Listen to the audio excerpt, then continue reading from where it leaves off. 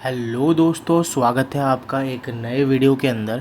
और आज की वीडियो में हम जो है डिस्कस करने वाले हैं, पढ़ने वाले हैं डेटा विजुअलाइजेशन के बारे में।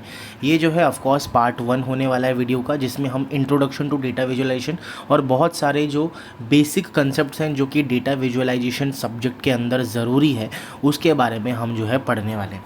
मैं यहाँ पे ऑल यूनिवर्सिटी जितने भी हैं उसके ओरिएंटेड होके यहाँ पे पढ़ाने वाला हूँ, तो आपके सेमेस्टर एग्ज़ाम्स के लिए ये जो है सफिशिएंट रहेगा। ये पार्ट 1 होने वाला है, आगे की वीडियोस जो होंगी वो पार्ट 2, 3, 4 ऐसे हमारे पास जब तक ख़त्म नहीं होता तब तक जो है बेसिकली हम लाने वाले हैं। तो आज की वीडियो में हम डेटा विजुअलाइजेशन के बारे में बहुत सारी चीज़ें ज्ञान लेने वाले हैं। तो सबसे पहले तो स्टार्ट करते हैं कि डेटा विजुअलाइजेशन होता क्या है। डेटा विजुअलाइजेशन दोस्तों एक प्रोसेस होता है, हमारे पास रॉ डेटा को विजुअल फॉर्म में रिप्रेजेंट करने का तरीका, उसको हम डेटा विजुअलाइजेशन बोलते हैं। अब विजुअल फॉर्म का मतलब क्या होता है, डैट इज़ बेसिकली चार्ट्स के थ्रू, ग्राफ्स के थ्रू, हीट मैप्स के थ्रू, इन सब के थ्रू जो है हम अपने डेटा को जब रिप्रेजेंट करते हैं तो उसको बेसिकली हम डेटा विजुअलाइजेशन बोलते हैं। क्यों करते हैं डेटा विजुअलाइजेशन? जिससे हम जो है कुछ पैटर्न्स को, ट्रेंड्स को या फिर इनसाइट्स को जो है ईजिली ह्यूमंस जो है उसको समझ पाएँ, राइट। तो आपको पता होगा कि बेसिकली अगर हम कुछ बुक्स पढ़ते हैं तो बुक्स आपको बहुत बोरिंग लगती है, बट अगर बुक्स में ही हमारे पास कुछ विजुअल्स होती हैं, कुछ इमेजेस होती हैं, तो उस इमेजेस को देख के आपको बहुत सारी चीज़ें ईजिली रिमेंबर हो जाती हैं और उसका रिटेंशन जो रहता है वो भी बहुत ज़्यादा रहता है एज़ कम्पेयर टू हमारे पास लाइक नॉर्मल जो टेक्स्ट होता है, राइट।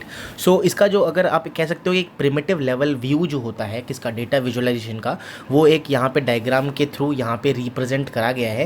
दैट इज़ सबसे पहले हमारे पास डेटा रहता है। अब डेटा के बाद हमारे पास यहाँ पे सिम्बॉलिक रिप्रेजेंटेशन होता है। डेटा को हम सिम्बॉलिक रिप्रेजेंटेशन में लाएंगे, फिर उसको इमेज इन कंप्यूटर, फिर image on display, and then जो है ह्यूमन उसको व्यू कर सकता है, राइट। अब यहाँ पे डेटा ट्रांसफॉर्मेशन, रेंडरिंग, मैपिंग्स, ये सब क्या होती है। जैसे कि दोस्तों आपको पता होगा कि डेटा जो है कंप्यूटर के अंदर हमारा 0101 होता है, उसको हम कन्वर्ट करते हैं बेसिकली वर्ड और टेक्स्ट के बेसिकली टेक्स्ट में, एंड उसको फिर जब हम इमेजेस, ग्राफ्स, चार्ट्स में जो है कन्वर्ट करते हैं तो वो जो है विजुअलाइज करना बहुत ही ईजी हो जाता है ह्यूमंस के थ्रू। सो दैट्स वाई हम जो है ये एक ब्रीफ आप कह सकते हो, एक सिंपल सा एक हाई लेवल जो है क्या प्रिमिटिव लेवल व्यू है डेटा विजुअलाइजेशन का। अब हम बात करेंगे दोस्तों पर्पस क्या है डेटा विजुअलाइजेशन का, क्यों हम डेटा विजुअलाइजेशन बेसिकली पर्पस क्या है उसका करने का। 4 पर्पस है, आप 4-5 आप कह सकते हो। वो याद रखने का तरीका, CBSE आप सबको पता है, central board of secondary education, आपको पता ही होगा। CBSE U। अब C क्या होता है, दैट इज़ कम्युनिकेशन। C होता है कम्युनिकेशन, B होता है बेटर डिसीजन, फिर S होता है स्टोरी टेलिंग, E होता है हमारा एक्सप्लोरेशन, और EU होता है अंडरस्टैंडिंग, ठीक है। तो सबसे पहले U से स्टार्ट करते हैं क्योंकि वो अनकॉमन सा हो गया। अंडरस्टैंडिंग का मतलब होता है दोस्तों, ह्यूमन जो है वो विजुअल्स को जो है या फिर चार्ट्स और ग्राफ्स को बहुत ही ज़्यादा फास्टर वे में जो है अंडरस्टैंड करते हैं इंस्टेड ऑफ टेक्स्ट वगैरह को। उससे कंपैरिजन में हमारे पास विजुअल्स अगर होंगे, चार्ट्स, ग्राफ्स, इमेजेस होंगे, तो वो अच्छी तरीके से अंडरस्टैंड कर पाएंगे, ठीक है। सेकेंड होता है कम्युनिकेटिंग इनसाइट्स। ये क्या होता है कि बेसिकली अगर हमारे पास विजुअल्स होगा तो अगर हम किसी थर्ड पर्सन को आगे जाके एक्सप्लेन करते हैं तो हम अपना कंसेप्ट क्लियर करके अच्छी तरीके से उसको एक्सप्लेन कर सकते हैं रिजल्ट को बाकी दूसरों के साथ। थर्ड आता है decision support. That is basically जो बिजनेस या ऑर्गेनाइजेशंस होती हैं वहाँ पे जाके जब आप बेसिकली पिच वगैरह करते हो अपने आइडियाज़ को, तो अगर आपके पिच में बेसिकली विजुअल्स होते हैं या हमारे पास कुछ चार्ट्स और ग्राफ्स होते हैं तो वो ज़्यादा जो है हमारे पास मदद करता है बेटर डिसीजन टेकिंग में, और ज़्यादा बेसिकली इंसाइट प्रोवाइड करता है।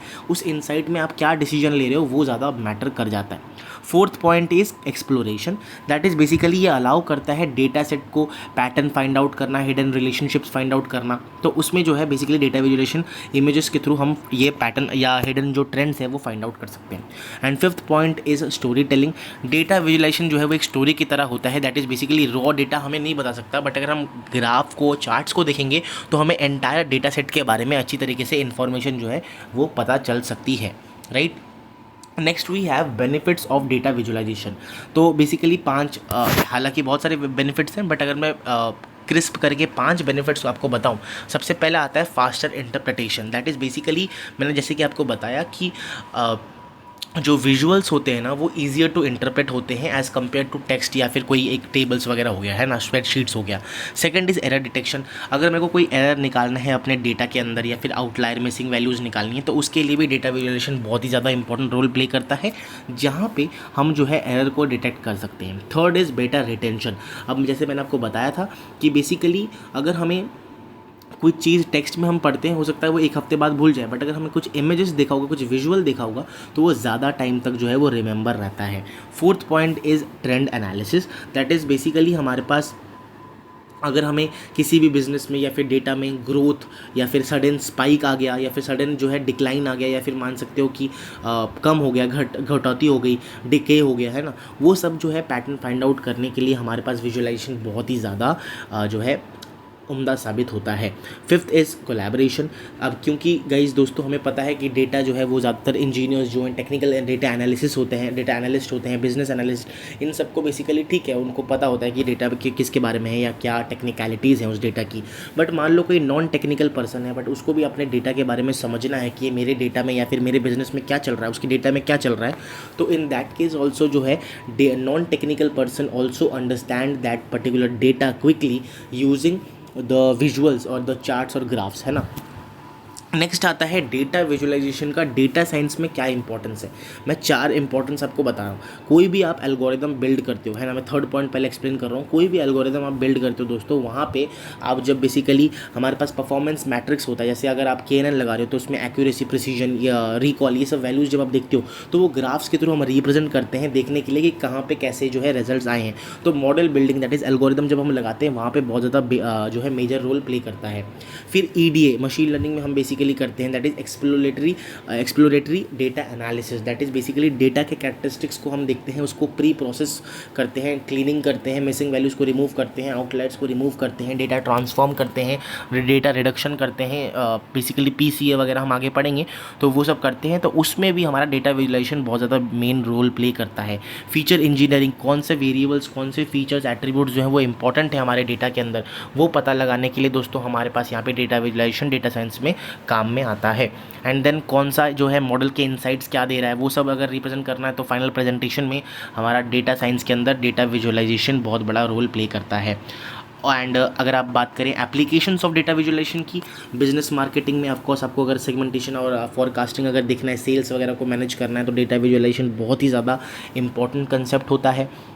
हेल्थ केयर में, फाइनेंस में, IoT, social media, science and research, इन सब जो डोमेन्स में जो है डेटा विजुअलाइजेशन का बहुत ही बड़ा रोल है। मैंने यहाँ पे लिख दिया है, मुझे नहीं लगता कि इसको जो है एक्सप्लिसिटली मेरे को एक्सप्लेन करना चाहिए। ये जो है बाय डिफ़ॉल्ट समझ में आता है कि कहाँ कहाँ हो सकता है। तो ये कुछ एप्लीकेशंस हैं जो इससे ज़्यादा भी हैं, बट जो मेजर 5-6 है वो मैंने यहाँ पे लिख रखे हैं।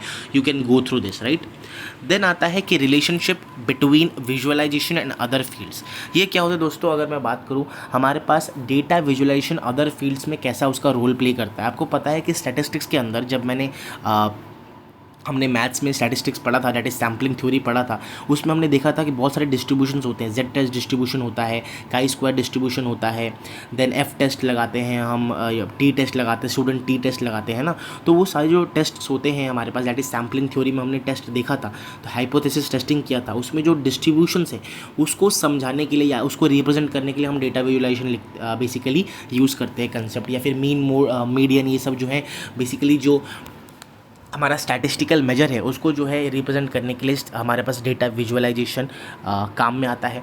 अगर मैं बात करूँ डेटा माइनिंग की, तो डेटा माइनिंग के अंदर भी हमारा डेटा विजुअलाइजेशन का बहुत बड़ा रोल है। क्लस्टर्स को डिटेक्ट करने के लिए, एनॉमलीज़ को डिटेक्ट करने के लिए, हिडन पैटर्न्स फाइंड आउट करने के लिए EDA के अंदर मैंने आपको ऑलरेडी बता दिया है। मशीन लर्निंग और AI के अंदर भी हमारे पास जब भी फीचर विजुअलाइजेशन हम करते हैं, कन्फ्यूजन मैट्रिक्स, हीट मैप्स वगैरह बनाते हैं, वहाँ पर काम में आता है। ह्यूमन कंप्यूटर इंटरेक्शन में जब हम GUI, बेसिकली आप कह सकते हो कि हमारा इंटरेक्टिव चार्ट्स या फिर जो भी आप वर्ड खोलते हो, तो माइक्रोसॉफ्ट वर्ड के अंदर जो है आपको जो स्ट्रक्चर्ड वे में चीज़ें मिल रही हैं वो हमारे पास यहाँ पे ह्यूमन कंप्यूटर इंटरेक्शन हो गया। फिर आता है computer graphics, 3D plots, animation, advance rendering वगैरह जो हम यूज़ करते हैं कंप्यूटर ग्राफिक्स के अंदर, उसमें हमारा डेटा विजुअलाइजेशन का बहुत बड़ा रोल है। साइकोलॉजी और परसेप्शन, आपको ये बेसिकली कह सकते हो कलर थ्योरीज होती हैं साइकोलॉजी के अंदर, शेप्स, ह्यूमन कॉग्निटिव लिमिट्स होती हैं, उन सबको डिज़ाइन करने के लिए और उन सबको रिप्रेजेंट करने के लिए भी हमारे पास यहाँ पे डेटा विजुअलाइजेशन काम में आता है। तो अब हम बात करेंगे स्टेज, बेसिकली अब समझ लिया कि हमारे पास डेटा विजुलेशन कहाँ कहाँ काम में आ सकता है, रिलेशन क्या है उनका बाकी फील्ड्स के अंदर, ठीक है। Now we will discuss about the stages of visualisation, जो कि होता है हमारे पास सबसे पहले 5 स्टेप्स होते हैं या 5 स्टेजेस होती हैं। दैट इज़ प्रॉब्लम आइडेंटिफिकेशन, कि हमारा प्रॉब्लम क्या है, कौन से क्वेश्चन का हम आंसर निकालना चाहते हैं। डेटा कलेक्शन, हम सारे नेसेसरी रॉ डेटा को गैदर करेंगे, फिर डेटा को प्री प्रोसेस और प्रोसेस करेंगे, that is cleaning, structuring, then transforming the data, है ना, and then mapping the data to the visual representation, that is basically हम विजुअल एनकोडिंग करेंगे। बेसिकली ये ऐसा प्रोसेस है जहाँ पे हम चूज़ करेंगे कि हम अपने डेटा को किस वे में जो है विजुअल फॉर्म में रिप्रेजेंट करना चाहेंगे। दैट इज़ पाई चार्ट हो गया, लाइन ग्राफ हो गया, या फिर बार चार्ट हो गया, बार ग्राफ हो गया, according to that. Then fifth is rendering and interaction. Basically हम सॉफ्टवेयर यूज़ करेंगे इन सारे विजुअल्स को जो है शो करने के लिए, एंड उसमें जो है इंटरेक्टिव एलिमेंट्स डाल सकते हैं, that is filters, tool tips, zooming वगैरह, वो सब, ठीक है। वही सारी चीज़ें मैंने इमेजेस के फॉर्म में दोस्तों जो स्टेप्स हैं वो मैंने डाल दिए, तो वो आप गो थ्रू कर सकते हो। अब गोल्स ऑफ डेटा विजुअलाइजेशन क्या होता है, बेसिकली एक्सप्लोरेशन वही है कि डेटा जो है वो हमारे पास हिडन पैटर्न्स फाइंड आउट कर सके, generate new question, analysis and presentation, ठीक है। तो ये तो इम्पॉर्टेंट है, इस साथ में बेसिकली गोल्स आपको ज़्यादा इंपॉर्टेंट नहीं है दोस्तों, मैंने एक्सप्लेन कर दिया। बेसिकली एनालिसिस करने के लिए यूज़ होता है, प्रेजेंटेशन स्टोरी टेलिंग के लिए यूज़ होता है, और एक्सप्लोरेशन जो है वो एनालिसिस करने के लिए, हिडन पैटर्न्स फाइंड आउट करने के लिए हमारे पास यूज़ होता है, ठीक है। अब डेटा विजुअलाइजेशन पाइपलाइन के अंदर हमारे पास क्या आता है, डेटा को हम कलेक्ट करेंगे, प्रोसेस करेंगे, फिर मैपिंग करेंगे। मैपिंग का मतलब क्या होता है, यहाँ पे मैंने आपको बताया था, दैट इज़ हम विजुअल एनकोडिंग करेंगे, फिर हम रेंडरिंग करेंगे, कहाँ पे हमें वो जो है शो करना है, और फिर इंटरेक्शन हम करेंगे। तो ये जो है 5 स्टेप होता है विजुअलाइजेशन पाइपलाइन। अगर पूछा जाता है तो आप प्लीज़ इसको ड्रॉ करके आइएगा। Now we have guys very important concept, that is types of visualisation. Types of visualisation क्या होता है दोस्तों, हमारे पास 3 टाइप की डेटा विजुअलाइजेशन होती है। एक होता है स्टैटिक वर्सेस इंटरैक्टिव। स्टैटिक दोस्तों हमारे पास एक फिक्स्ड इमेज होता है, जहाँ पे कोई रिपोर्ट हो गया, या फिर बेसिकली हमारे पास उसको कुछ चेंज नहीं हो सकता, वो सिंपल एक हमारे पास एक ग्राफ या फिर एक विजुअल हो सकता है ना। जैसे अगर मैं कोई एग्जांपल दूँ, कोरोना के पेशेंट्स जो थे वो 2021 में कोरोना के पेशेंट का एक बार ग्राफ आपने देखा, तो वो फिक्स्ड है ना। अगर मान लो उस पर आप जो है बेसिकली आप कुछ फ़िल्टर अप्लाई करना चाहते हो, बेसिकली आप चाहते हो कि 80 से 90 एज वाले जो पर्सन्स थे, उनका जो कोरोना का रिपोर्ट है, कितने लोग कोरोना से जो है वो ग्रसित हुए थे, उनको अगर आपको देखना है, तो उसके लिए जो है वो इंटरैक्टिव विजुअलाइजेशन हो जाता है, जिसमें zoom, filter, click for more details, ये सारी जो है इंटरैक्टिव विजुअल जो है वो एंगेज करने के लिए हम डाल देते हैं।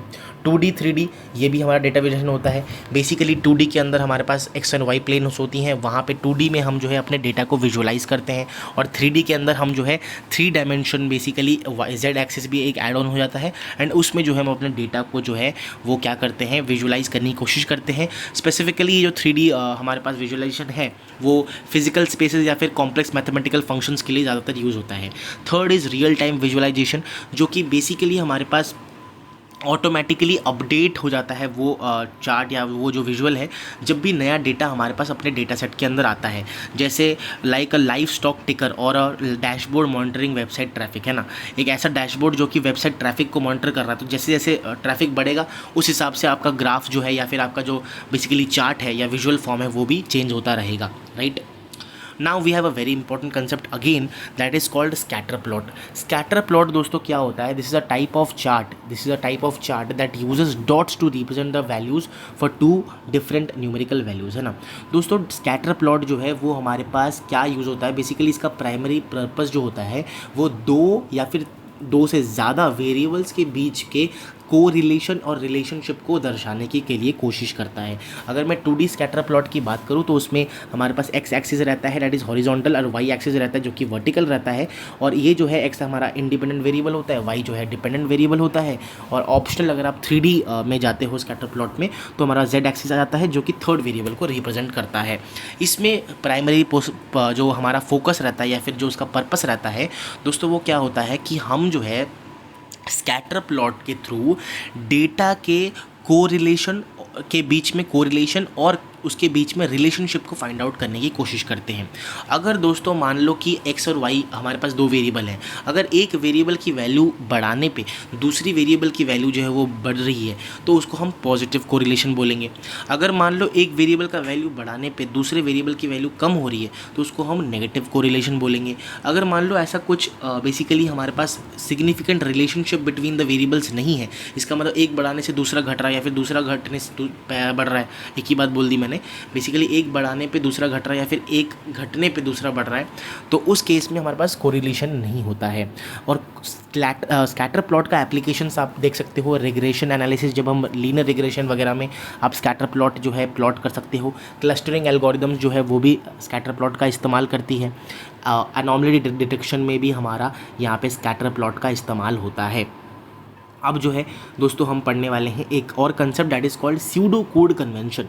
अब ये स्यूडो कोड क्या होता है आप सबको पता है, बेसिकली ये एक प्लेन लैंग्वेज डिस्क्रिप्शन होता है जिसमें स्टेप ऑफ एल्गोरिदम्स लिखी होती है। ये कोई रियल प्रोग्रामिंग लैंग्वेज नहीं होता है, बट इसको जो है बेसिकली अगर आपको एक ह्यूमन रीडेबल आउटलाइन बनाना है किसी की प्रोग्राम्स का, लॉजिक का, तो आप जो है स्यूडो कोड उसका लिख सकते हो। ना ये कोई प्रोग्रामिंग लैंग्वेज होता है, बट हम जो है इसको यूज़ करके अपने किसी भी प्रोग्राम को लिख सकते हैं। तो ये यहाँ पे जो है लॉजिक के ऊपर फोकस करता है instead of writing the syntax, या फिर कौन से सिंटेक्स में होगा सेमीकोलन लगाना है कि नहीं। तो ऐसा कोई प्रोग्रामिंग लैंग्वेज नहीं है, बट एक आइडिया बेसिकली प्लेन लैंग्वेज है जिसमें हम अपने एल्गोरिदम के स्टेप्स को लिखते हैं। तो यहाँ पे एक एग्जांपल दिया गया है, pseudo code for the visualisation of algorithms for generating और स्कैटर प्लॉट, है ना। स्कैटर प्लॉट जनरेट करने के लिए हमारे पास एक स्यूडो कोड लिखा हुआ है। तो यहाँ पे मैंने एक फंक्शन डिफाइन किया कि भाई ये जो है एक फंक्शन होगा जो कि स्कैटर प्लॉट को हमारा यहाँ पे जनरेट करेगा, है ना। अब यहाँ पे सबसे पहला स्टेप जो था वो हमने क्या किया, एक ब्लैंक कैनवस बना दिया। फिर सेकंड स्टेप में हमने क्या किया, यहाँ पे एक्स एक्सिस का रेंज कि 1 से 10 तक ही हमारा जो है रेंज रहेगा एक्स एक्सिस का, वाई एक्सिस का भी रेंज जो है हमने यहाँ पे डेटा पॉइंट्स का फिक्स कर दिया। उसके बाद हर एक डेटा पॉइंट के लिए हम जो है अपने एक्स एक्सिस में उसको डेटा पॉइंट को प्लॉट करेंगे, वाई एक्सिस में उस डेटा पॉइंट को प्लॉट करेंगे एंड उसको स्टोर करेंगे एक्स वैल्यू और वाई वैल्यू के वेरिएबल के अंदर। उसके बाद हम जो है इसको क्या करेंगे, मैप करेंगे किसको, डेटा वैल्यूज़ को उस कोऑर्डिनेट के साथ, दैट इज़ एक्स को वाई के साथ, हर एक एक्स के हर एक वाई के साथ हम जो है इसको मैप करने वाले हैं। एंड आफ्टर दैट हम जब उसको ज्वाइन करेंगे तो हमारे पास एक सर्कल जो है वो फॉर्म होके आएगा, that is the final scatter plot, या फिर आप कह सकते हो कि हमारे पास एक विजुअल फॉर्म आ जाता है। एंड फिर फाइनली हम डिस्प्ले कैनवस करेंगे एंड देन एंड फंक्शन कर देंगे। सो दिस इज़ ऑल अबाउट कि स्यूडो कोड कन्वेंशन क्या होता है। नाउ दोस्तों हम पढ़ने वाले हैं basically the foundation of the understanding the data. अब इतने टाइम से मैं जो है बोल रहा हूँ डेटा डेटा डेटा डेटा, ये डेटा होता क्या है? Data is nothing but a collection of raw and unorganised facts, है ना। जहाँ पे हम इस डेटा को, जब बेसिकली डेटा क्या होता है, रॉ अनऑर्गेनाइज्ड अनप्रोसेस्ड फैक्ट्स को हम डेटा बोलते हैं। ये नंबर, नेम्स, न्यूमेरिकल कुछ भी हो सकता है, राइट। एग्जाम्पल के लिए जैसे लिस्ट ऑफ टेम्परेचर मैंने सिर्फ इतने सारे टेम्परेचर डिग्री सेल्सियस में लिया है, ठीक है ना। When we process this data, इस डेटा को जब मैं प्रोसेस करूँगा, स्ट्रक्चर कर लूँगा, एनालाइज करूँगा और इसका डेटा का मीनिंग फाइंड आउट करूँगा, तो वो जो है बन जाता है इन्फॉर्मेशन। जैसे एग्जाम्पल के तौर पर हमारे पास है the average temperature this week was 5 degree Celsius higher than the last week, है ना। तो यहाँ पे लिखा हुआ है वही चीज़ कि डेटा वर्सेस इन्फॉर्मेशन क्या होता है, डेटा रॉ अनप्रोसेस्ड फैक्ट होता है, बट इन्फॉर्मेशन जो है वो data process into the meaningful form, वो हमारे पास यहाँ पे होता है। अब डेटा को रिप्रेजेंट करने का तरीका दोस्तों हमारे पास रिलेशनल, हायरार्किकल और ग्राफ होता है। जैसे अगर मैं टेबल्स, रोज एंड कॉलम्स के थ्रू अगर मैं अपने डेटा को रिप्रेजेंट कर रहा हूँ तो उसको हम रिलेशनल डेटा मॉडल बोलेंगे। हायरार्किकल मतलब ट्री लाइक स्ट्रक्चर में अगर अपने डेटा को रख रहा हूँ सॉरी, तो उसको हम बेसिकली हायरार्किकल डेटा मॉडल बोलेंगे। और अगर नोड्स और एजेस के थ्रू रिलेशन जो दिखा रहा है, एजेस जो है वो रिलेशनशिप दिखाएंगी और नोड्स जो है वो हमारा डेटा दिखाएगा। अगर वैसे रिप्रेजेंट कर रहा हूँ तो उसको हम ग्राफ डेटा मॉडल बताएंगे। अब डेटा जो है, मैंने बता दिया कि डेटा क्या होता है, उसकी क्वालिटी बहुत ज़्यादा इंपॉर्टेंट होती है, क्योंकि जो डेटा हम अपने डेटा सेट में रख रहे हैं और उसको यूज़ करके हम डेटा विजुअलाइजेशन कर रहे हैं, अगर वो डेटा ख़राब हुआ तो हमारा विजुअलाइजेशन जो है वो भी ख़राब हो जाएगा। इसीलिए हमें हाई क्वालिटी डेटा चाहिए होगा। अब हाई क्वालिटी डेटा के अंदर क्या होना चाहिए, 3 चीज़ें होनी चाहिए, दैट इज़ ACR, है ना। या फिर आप ऐसे याद रख सकते हो कार। कार तो आप सबको चाहिए होता है। कार मतलब कंप्लीट होना चाहिए, एक्यूरेट होना चाहिए एंड रिलायबल होना चाहिए।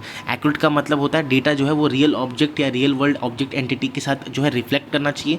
कंप्लीट का मतलब होता है मिसिंग वैल्यूज़, डुप्लीकेट वैल्यूज़ नहीं होनी चाहिए। रिलायबल का मतलब होता है कंसिस्टेंट होना चाहिए। बेसिकली हमारे पास अगर हम डेट का फॉर्मेट हमने स्पेसिफाई किया है तो एंटायर डेटा सेट में वो फॉर्मेट मेंटेन होना चाहिए। ऐसा नहीं कि डेट हमने जो है 15 अक्टूबर 2025 करा है और कहीं जो है 15/08/2025 ऐसे लिख रहे हैं, तो एक ही मेंटेन करना चाहिए या फिर एक ही फॉर्मेट जो है हमें कंसिस्टेंसी के साथ पूरे डेटा सेट में रखना चाहिए। ठीक है, अब डेटा के बारे में हम बात कर रहे हैं तो हम टाइप्स ऑफ डेटा भी देख लेते हैं। तो टाइप्स ऑफ डेटा बेसिकली हमारे पास क्वांटिटेटिव डेटा होता है और एक क्वालिटेटिव डेटा होता है। क्वांटिटेटिव डेटा जो होता है दोस्तों वो जो है न्यूमेरिकल वैल्यू या फिर न्यूमेरिकल क्वांटिटी को दर्शाता है। इसके अंदर हमारे पास दो चीज़ें आती हैं, that is basically discrete data और एक आता है कंटिन्यूअस डेटा। डिस्क्रीट डेटा ऐसा डेटा होता है जिसको हम काउंट कर सकते हैं, जैसे 1 2 3 4 5 6 7 8 9 10 11 12 एंड इन्फिनिटी। अगर कंटिन्यूअस डेटा की मैं बात करूँ that is basically measurable data, जो कि बेसिकली हमारे पास एक गिवन रेंज के अंदर होगा। दैट इज़ 33 से लेकर 43 के बीच का एक डेटा हो गया, 33.3333 से लेकर 43.333 के बीच का एक डेटा हो गया। तो इन्फानाइट पॉसिबिलिटीज़ हैं, जैसे हाइट हो गया, वेट हो गया, टाइम हो गया, टेम्परेचर हो गया, ये हमारे कंटिन्यूअस डेटा हो गया। डिस्क्रीट डेटा हमारे पास number of students, number of cars, number of books, ये सारी हो गई। क्वांटिटेटिव डेटा क्या होता है, एज, टेम्परेचर, हाइट, ये सारी मतलब न्यूमेरिकल वैल्यू होगा किसी ना किसी का। क्वालिटेटिव डेटा क्या हो गया, कलर्स, नेम, फीडबैक, ब्रांड का नाम, ये सब क्वालिटेटिव डेटा हो गया। अब आता है स्ट्रक्चर्ड, सेमी स्ट्रक्चर्ड और अनस्ट्रक्चर्ड। स्ट्रक्चर्ड डेटा जो होता है उसका एक फिक्स्ड फॉर्मेट होता है, जैसे relational records, rows and columns use होगा। स्ट्रक्चर्ड होता है, सेंट्रलाइज्ड होता है, ईजी होता है, और ये जो है बेसिकली हमारे पास एसक्यूएल या फिर रिलेशनल डेटाबेस मैनेजमेंट सिस्टम हमारे पास होती हैं। सेमी स्ट्रक्चर्ड बोथ होता है, जैसे हमारा एक्सएमएल फाइल, जेसॉन फाइल, इन सबको हम जो है सेमी स्ट्रक्चर्ड बोलते हैं, जो कि दोनों अनस्ट्रक्चर्ड और स्ट्रक्चर्ड का बेसिकली मिश्रण होता है। एंड देन आता है अनस्ट्रक्चर्ड डेटा, जो कि एक प्री डिफाइंड मतलब कोई एक फिक्स्ड फॉर्मेट नहीं होता डेटा का, अनऑर्गेनाइज डेटा होता है, जैसे images, videos, audio, social media post, है ना, सीसीटीवी का फुटेज हो गया, ये सारी चीज़ें।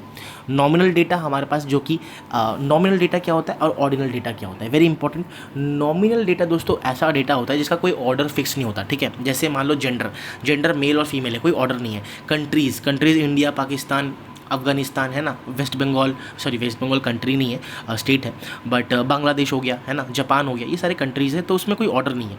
कार के ब्रांड्स हो गए, मर्सिडीज़ हो गया, जो कि मेरे को मिलने वाला है दोस्तों, अगर आपका सपोर्ट रहा और थोड़ा बहुत पैसे अगर मैंने कमा ली तो ऑफकोर्स मेरे को एक मर्सिडीज़ तो लेने का मन है, बट वो जो है मर्सिडीज़ मैं ले नहीं पाऊँगा, बिकॉज मर्सिडीज़ जो है वो एक मटेरियलिस्टिक चीज़ें हैं जिससे लगाव रखना सही बात नहीं होती। हमें जो है कुछ सीखने पे ध्यान देना चाहिए। सो हम दूसरी जगह चले गए, हमें वापस आना चाहिए अपने कंसेप्ट में, that is basically nominal data. Nominal data मतलब किसी का ऑर्डर फिक्स नहीं होता, कोई ऑर्डर में डेटा नहीं होता, ठीक है।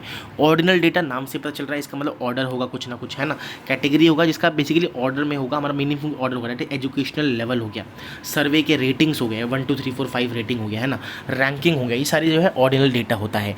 देन इंटरवल डेटा क्या होता है दोस्तों, हमारे पास एक पर्टिकुलर इंटरवल के अंदर जो डेटा प्रोड्यूस होता है ना, ऐसे सेल्सियस, फ़ारेनहाइट, टेम्परेचर हो गया, IQ स्कोर्स हो गया, कैलेंडर डेट हो गया, ये सारी चीज़ें।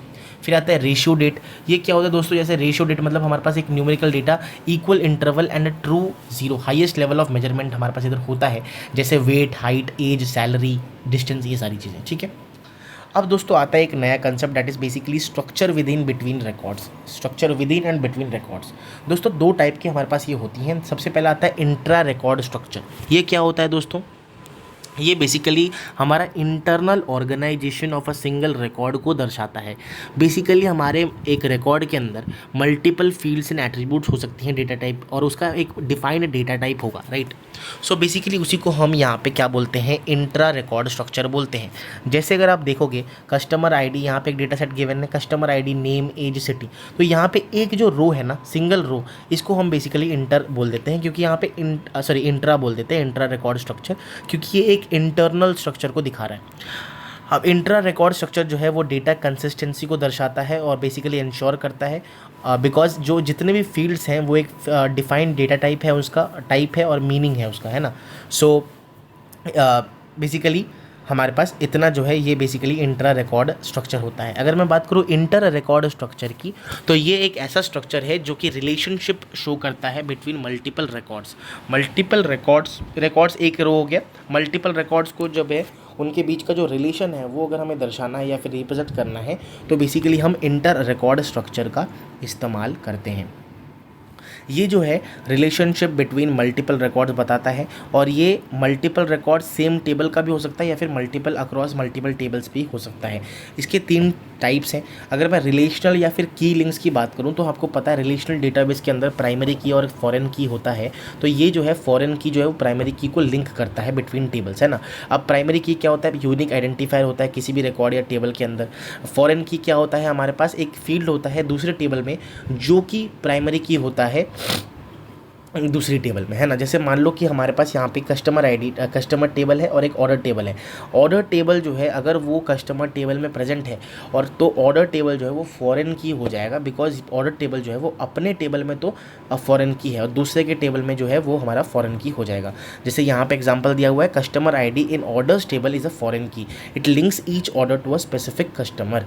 ठीक है, तो दिस इज़ ऑल अबाउट हमारा इंटर रिकॉर्ड स्ट्रक्चर। अगर मैं बात करूँ इसमें और एक टाइप होता है data hierarchies, that is data जो है डेटाबेस के अंदर ऑर्गेनाइज्ड होता है हायरार्की में। तो field, record, tuple, table database के हिसाब से। तो ये जो ऑर्डर है, फील्ड्स का मतलब होता है सिंगल पीस ऑफ डेटा, ठीक है।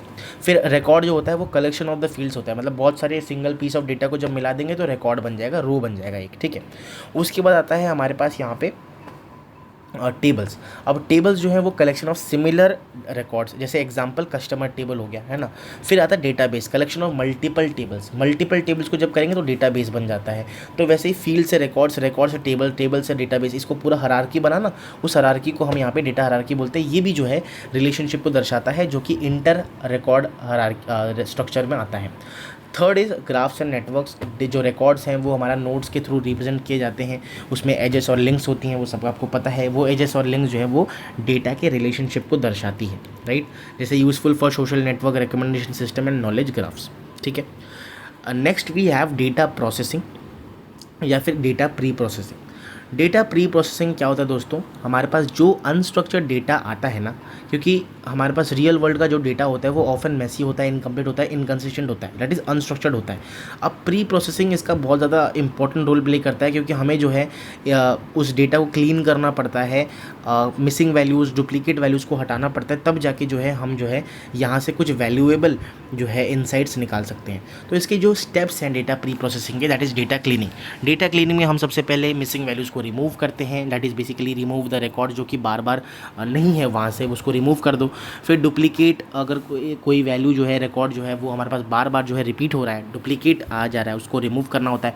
आउटलायर जो है बेसिकली हमारे पास डिटेक्ट करके हमें उसको रिमूव करना होता है।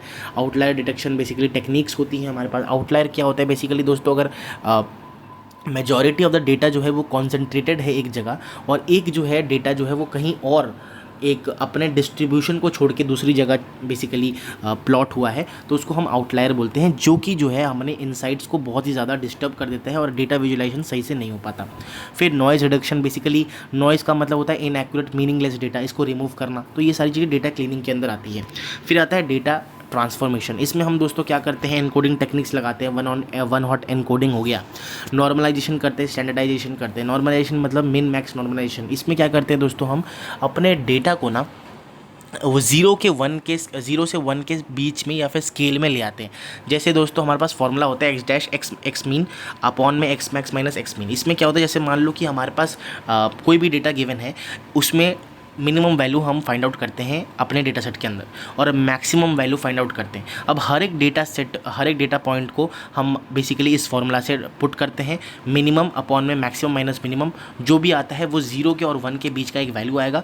तो हमने स्केल कर दिया, हमने क्या किया यहाँ पे, हमने वेरिएबल को एक कॉमन स्केल में, हर एक डेटा पॉइंट को एक कॉमन स्केल में लिया है, दैट इज़ 0 से 1 तक, ठीक है। इसको हम मिन मैक्स जो है स्केलिंग बोलते हैं, ये जो है सेंसिटिव होता है थोड़ा सा आउटलायर के लिए। बट अगर मैं स्टैंडर्डाइजेशन की बात करूँ, जिसे हम लोग जेड स्कोर भी बोलते हैं, इसमें हमारा फॉर्मूला होता है एक्स माइनस म्यू अपॉन में sigma, that is Z score. हमारे पास यहाँ पे जो हमने पढ़ा था जेड डिस्ट्रीब्यूशन वही होता है।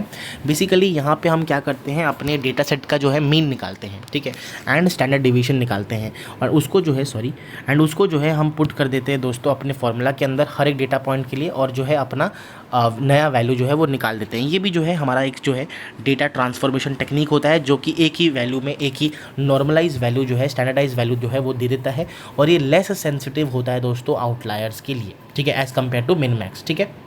तो ये जो है बहुत ही इंपॉर्टेंट दो हमारे पास ट्रांसफॉर्मेशन टेक्निक था। देन आता है डेटा इंटीग्रेशन। यहाँ पे जो है हम क्या करते हैं, अपने मल्टीपल डेटा सेट्स को जो है वो कीज़ के द्वारा मर्ज करते हैं, जिससे जो है डी डुप्लीकेट एंटिटीज़ को हम कॉन्फ्लिक्ट्स को रिमूव कर पाए, स्कीमा को स्टैंडर्डाइज कर पाए। एंड द लास्ट हमारे पास डेटा रिडक्शन होता है, जिसमें हम फीचर सिलेक्शन करते हैं, जिसमें हम रिज एंड लासो रिग्रेशन ये सब करते हैं use. L1 regularisation, L2 regularisation, है ना। फीचर सिलेक्शन में बेसिकली हम दोस्तों जो इंपॉर्टेंट फीचर्स हैं हमारे पूरे डेटा सेट के अंदर, उसको हम सिलेक्ट करते हैं, जिससे उसके ऊपर एनालिसिस करके हम जो है important trends pattern find out कर पाएँ।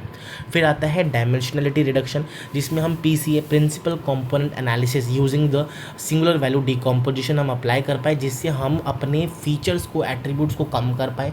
सैम्पलिंग होता है कि हम अपने जो पूरे पॉपुलेशंस में से जो है कुछ एक स्मॉलर सैम्पल या फिर सबसेट जो है निकाल पाए, जिससे उसके ऊपर अगर हम अपना एनालिसिस परफॉर्म करेंगे तो हम पूरा एग्रीगेटेड रिजल्ट निकाल पाएंगे, कंक्लूजन ड्रॉ कर पाएंगे एंटायर डेटा सेट के बारे में।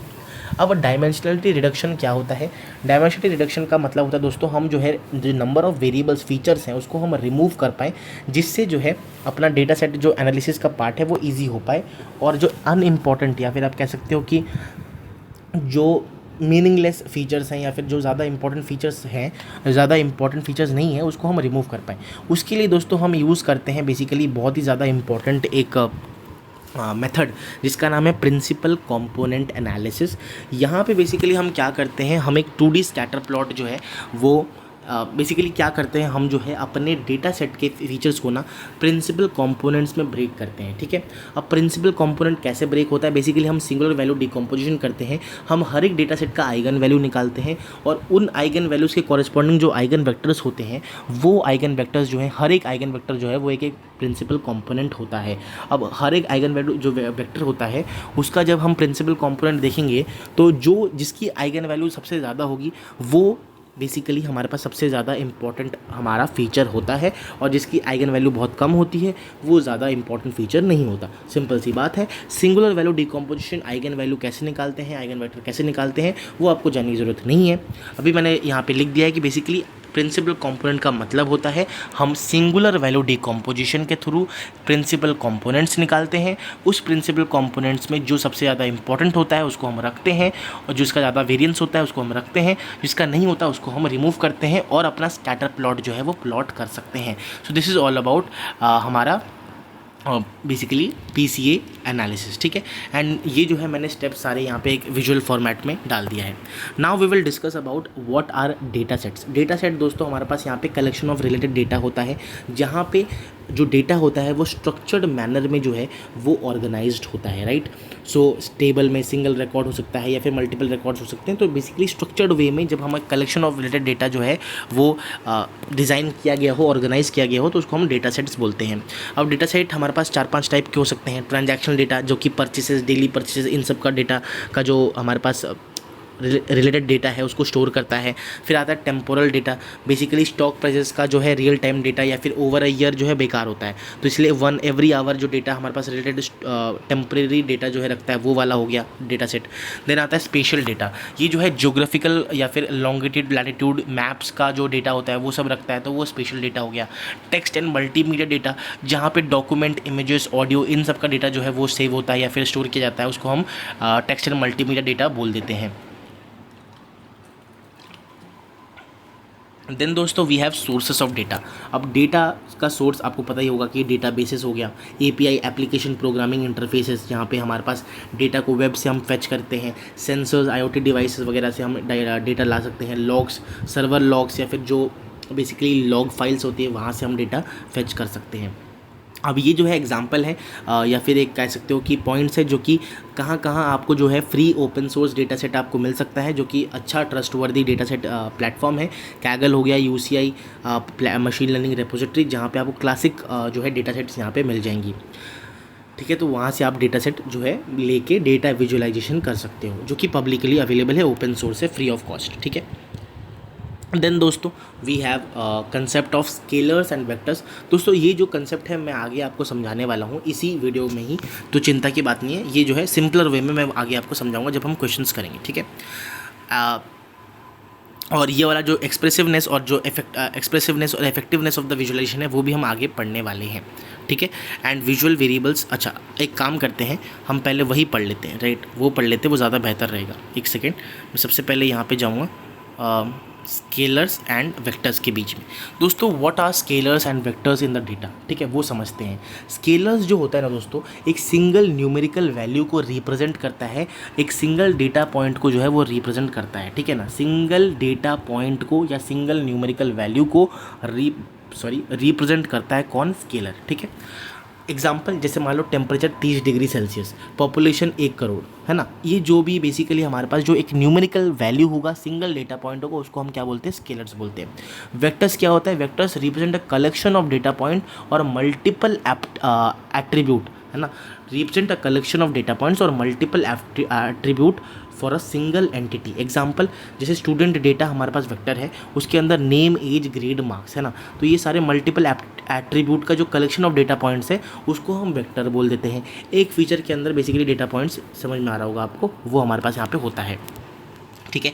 अब टाइप्स ऑफ डेटा वेरिएबल्स मैंने आपको ऑलरेडी एक्सप्लेन कर दिया है, आप इसको गो थ्रू कर सकते हो, तो ये क्वेश्चन का पार्ट है, बट आप ये जो है नोट्स जो हैं इसके वो आपको इसी वीडियो के नीचे मिल जाएंगे, तो आप वहाँ से इसको बेसिकली फेच तो क्या डाउनलोड करके आप इसको पढ़ सकते हो। तो ये टाइप्स ऑफ डेटा, ये क्वेश्चन ज़रूर से ट्राई करिएगा दोस्तों।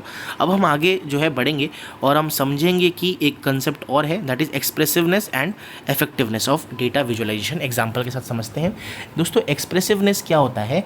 ये जो है बेसिकली रिप्रेजेंट करता है all and only the data relationships, है ना।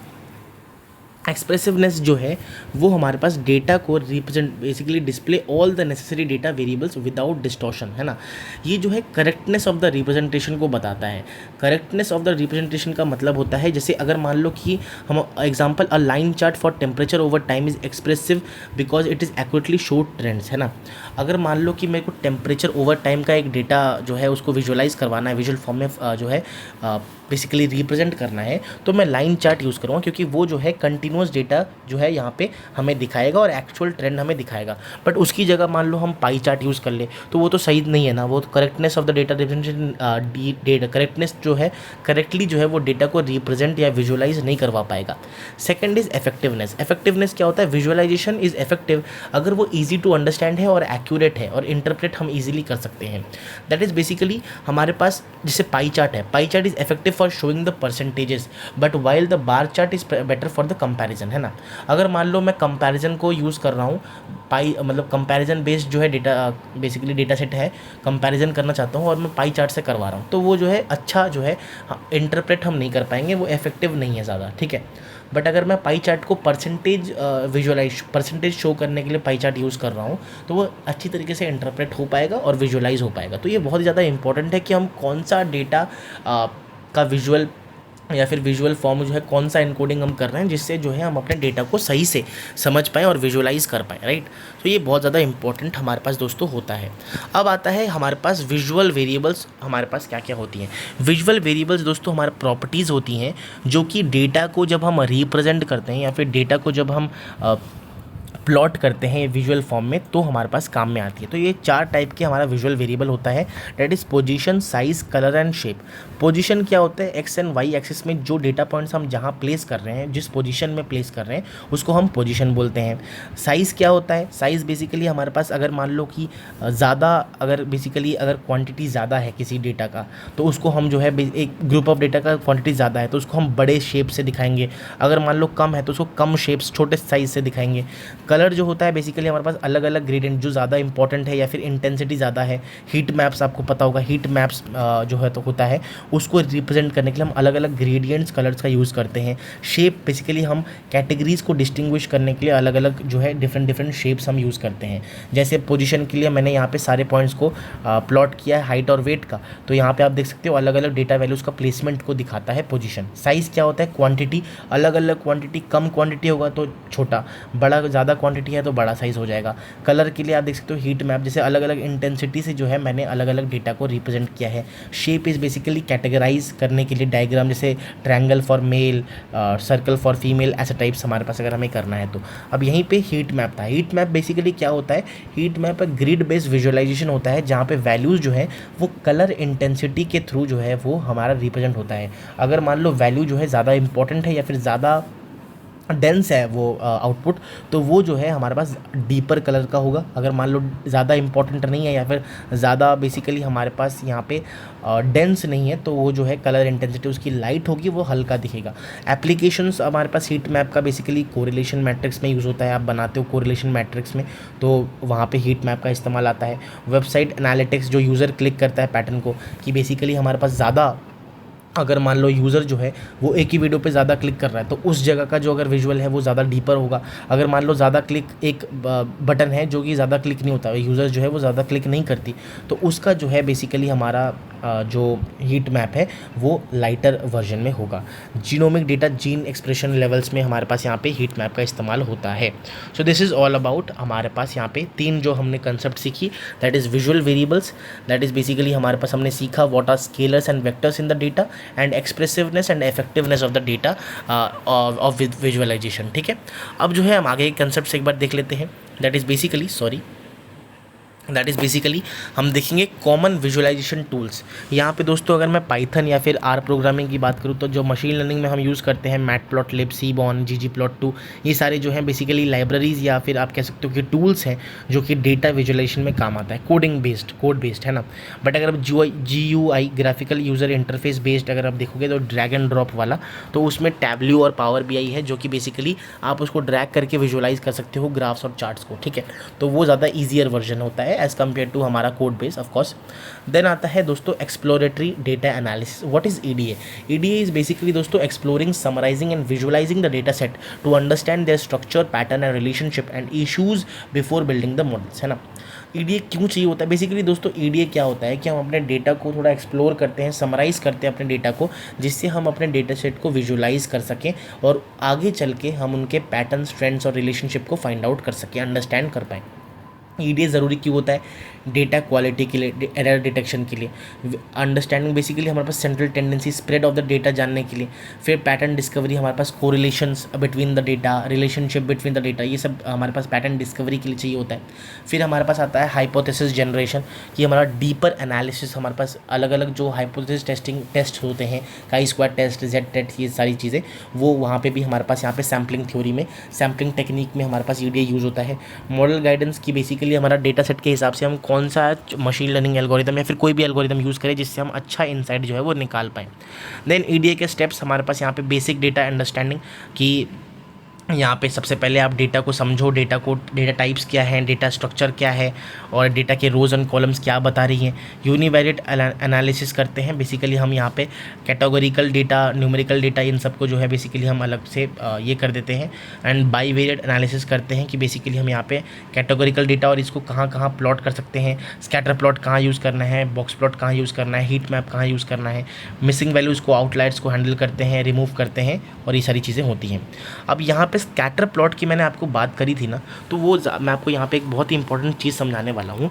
स्कैटर प्लॉट आपको मैंने बताया था कि रिलेशनशिप बताता है किसी भी वेरिएबल्स के बीच में, राइट। तो एंड कोरिलेशन बताता है।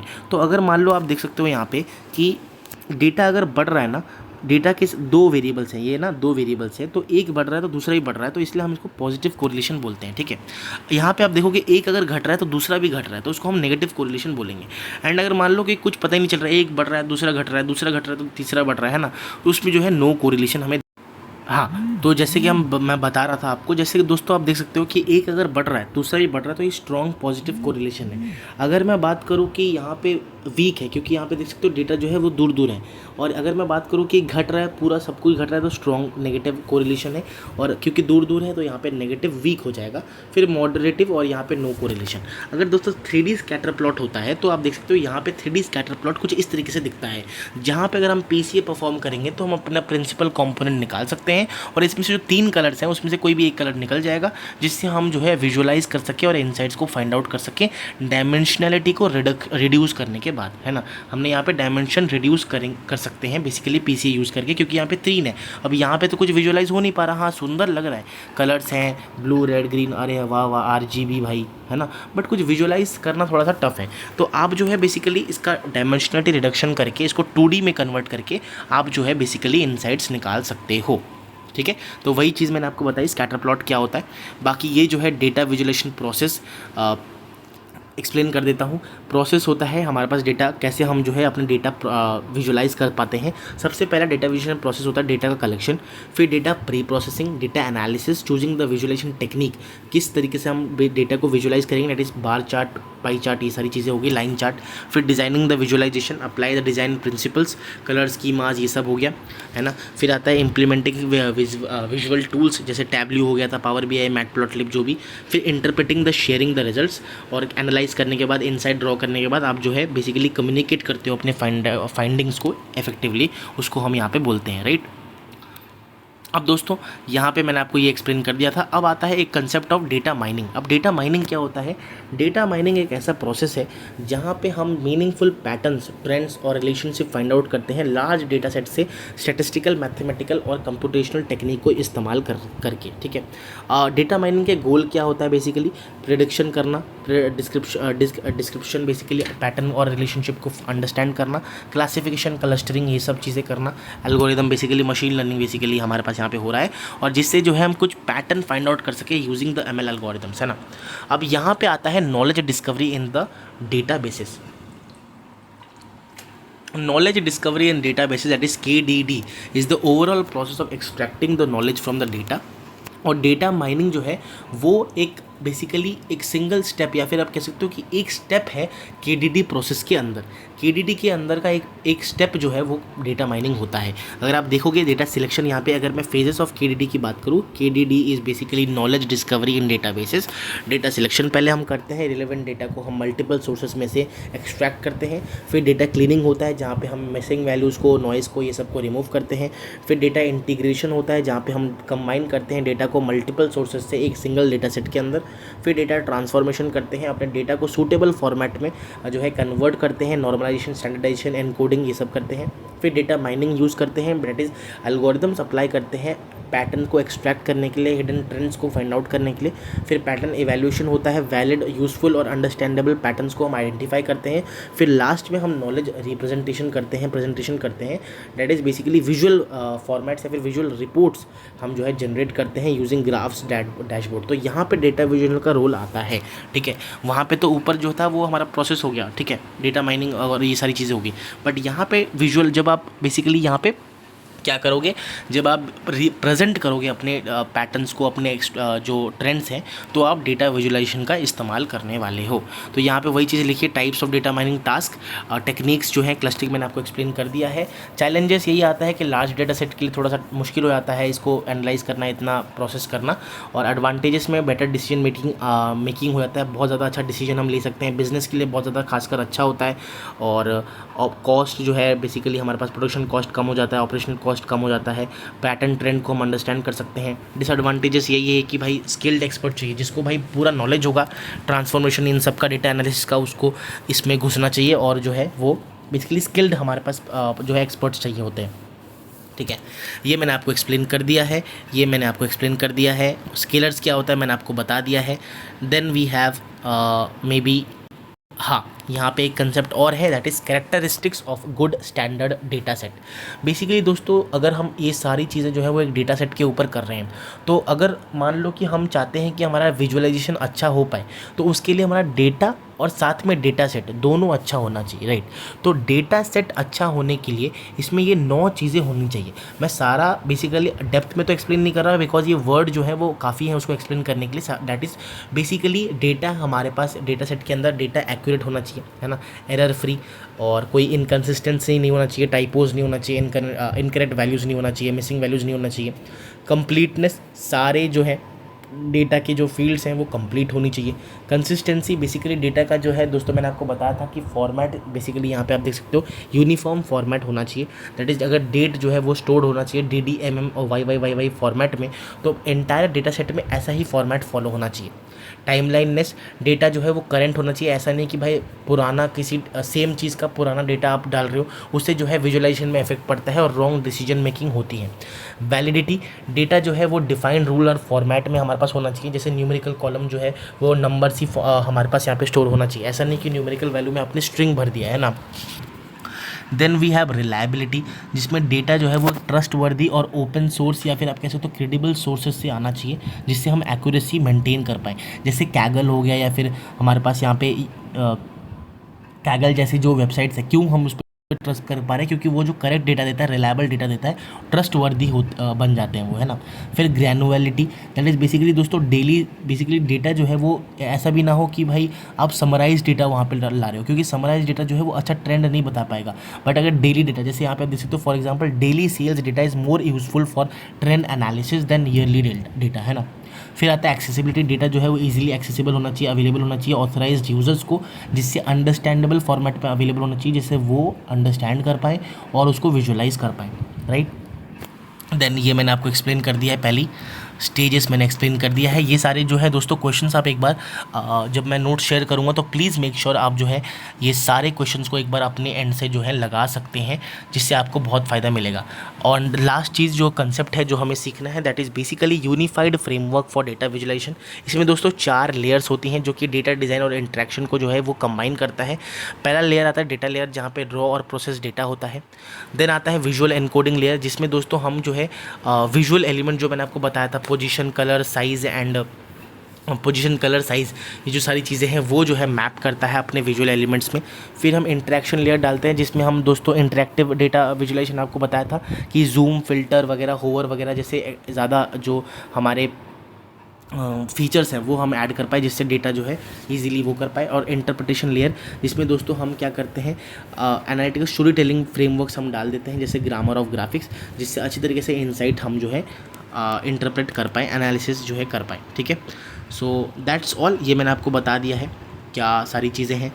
इंट्रोडक्शन में मैंने दोस्तों यहाँ पे आपको पूरा सब कुछ जो डेटा, सॉरी एक बार मैं आपको दिखा देता हूँ। सबसे पहले हमने डेटा विजुअलाइजेशन के बारे में सीखा, purpose of data visualisation, benefits, importance, applications of data visualisation, फिर रिलेशनशिप और विजुअलाइजेशन, डेटा विजुअलाइजेशन का अदर फील्ड्स में क्या है, stages of data visualisation, goals of data visualisation, types of visualisation, scatter plot क्या होता है, कोरिलेशन कैसे होता है, positive correlation, negative correlation and no correlation क्या होता है, स्यूडो कोड कन्वेंशंस। देन हमने देखा डेटा क्या होता है, डेटा क्वालिटी कैसे हम मेंटेन कर सकते हैं, टाइप्स ऑफ डेटा हमने देखा। फिर हमने देखा structure with in and between records, intra record structure and inter record structure. फिर हमने देखा कि डेटा प्रोसेसिंग, प्री प्रोसेसिंग क्या होता है, ठीक है, कैसे उसके स्टेप्स होते हैं, data cleaning, data transformation, normalisation, standardisation, data reduction, dimensional reduction, PCA very important, principal component analysis, data set क्या होता है, टाइप्स ऑफ डेटा क्या होता है, स्केलर्स एंड वेक्टर्स। देन हमने देखा expressiveness and effectiveness of the visualisation.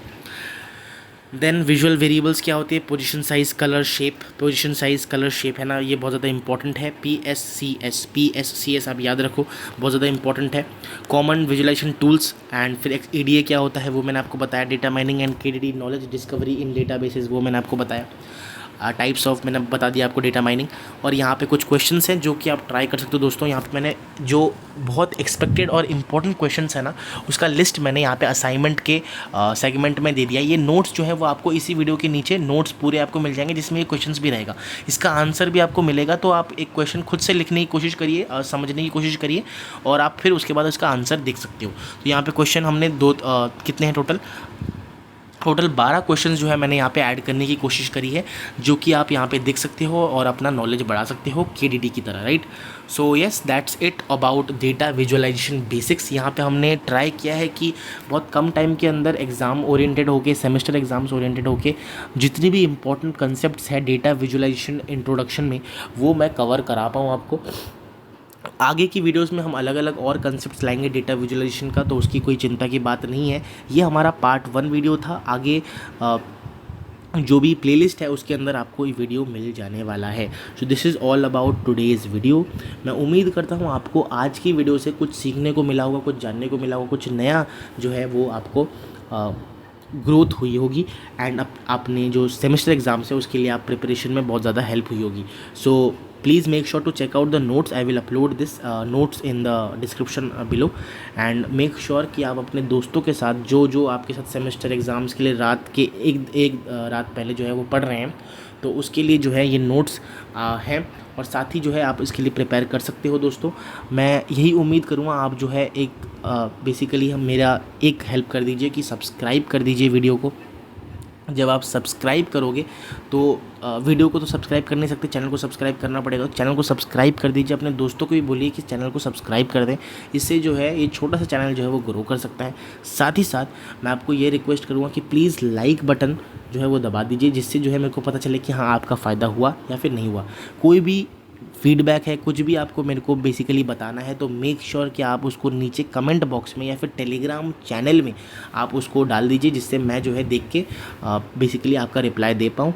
Telegram channel का link जो है वो आप बेसिकली इसी डिस्क्रिप्शन बॉक्स में आपको मिल जाएगा, इसी वीडियो के नीचे। वहाँ से जाके आप जो है ज्वाइन कर सकते हो। वहाँ पे मैं बहुत सारे अपडेट्स, बहुत सारे नोट्स, चीट शीट वगैरह प्रोवाइड करता रहता हूँ, और कुछ अपडेट आता है तो वहाँ पे मैं देता रहता हूँ। सो या that's it for today's video. हम मिलेंगे ऐसी एक धमाकेदार और बहुत ही ज़्यादा अच्छे वीडियो में, सीखने वाली वीडियो में। तब तक के लिए हंसते रहिए, पढ़ते रहिए, मुस्कुराते रहिए, और हम मिलेंगे एक नए वीडियो में। तब तक के लिए thank you so much, bye bye.